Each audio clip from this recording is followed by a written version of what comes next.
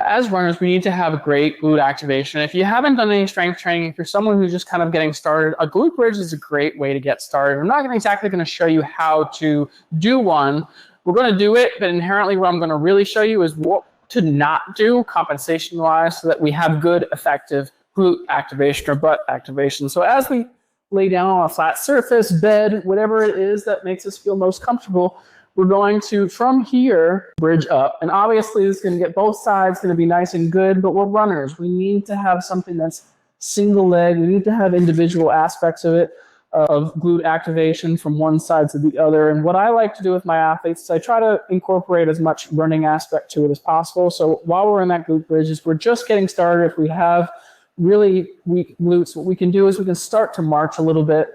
And what that's going to do is allow us to work on our control and stability. So de-rotation or anti-rotation, just try to really work on keeping our hips nice and stable. So obviously with this type of exercise, what we can have is we can have that hip drop, which we don't want to have. We can also do a eccentric bridge where we can lower down to really work that glute on the eccentric portion, the lowering portion. Something that we do when we land on the ground. It's going to be very important for us to stabilize that hip.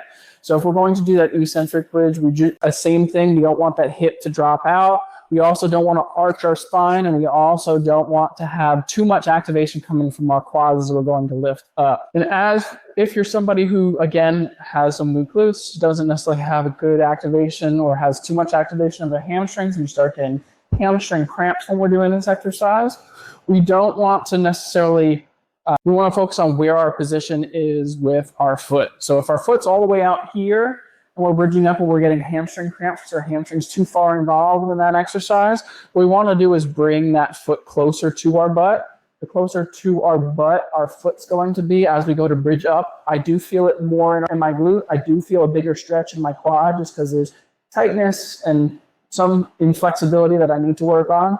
But we're getting mostly in the glute.